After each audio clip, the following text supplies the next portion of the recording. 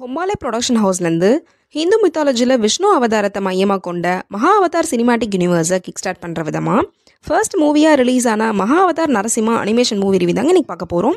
Minimum பட்ஜெட்டில் எடுக்கப்பட்டு தேட்டர்ஸில் போதுன்ற அளவுக்கு கலெக்ஷனை அள்ளி குமிச்சு இப்போ ஓடிடியில் தான் வசூல் வேட்டையை கண்டினியூ பண்ண களமிறங்கியிருக்கு.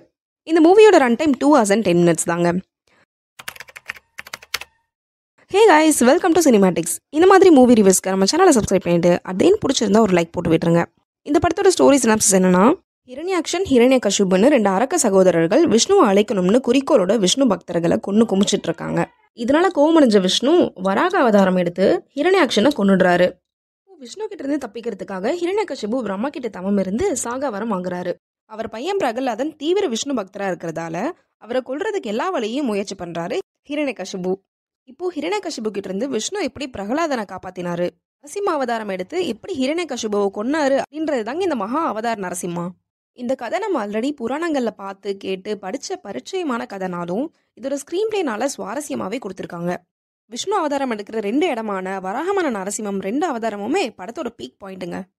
அதுவும் கிளைமேக்ஸ்ல நரசிம்ம அவதாரம்லாம் எடுத்து ஒரு ஆட்டம் போடுவார் பாருங்க, லிட்ரலி செம்ம கூஸ் பம்ஸா இருக்குங்க. கிளைமேக்ஸ்ல வர ஆக்ஷன் சீக்வன்ஸுமே செம்ம ஃபாஸ்ட் அண்ட் சூப்பரா கோரியோகிராஃப் பண்ணியிருப்பாங்க. அனிமேஷன் இந்த படத்தோட பெரிய பிரச்சனையா இருக்கு.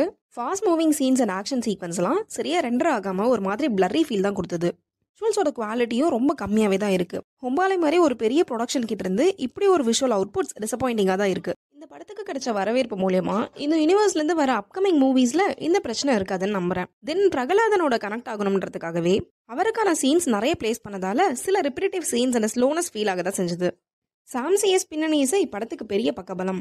இன்ஃபேக்ட் ஒவ்வொரு சீனும் எரப்ட் ஆகுறதுக்கு இவரோட சவுண்ட் ட்ராக் தாங்க முக்கிய காரணம்.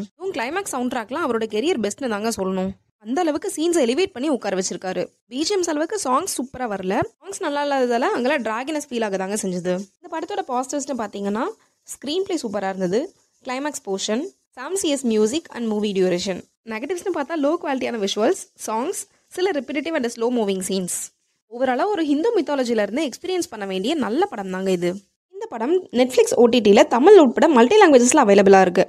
So don't miss out the epic Maha Avatar Narasimha. Cinematics rating for this movie is 7 out of 10. Thank you guys.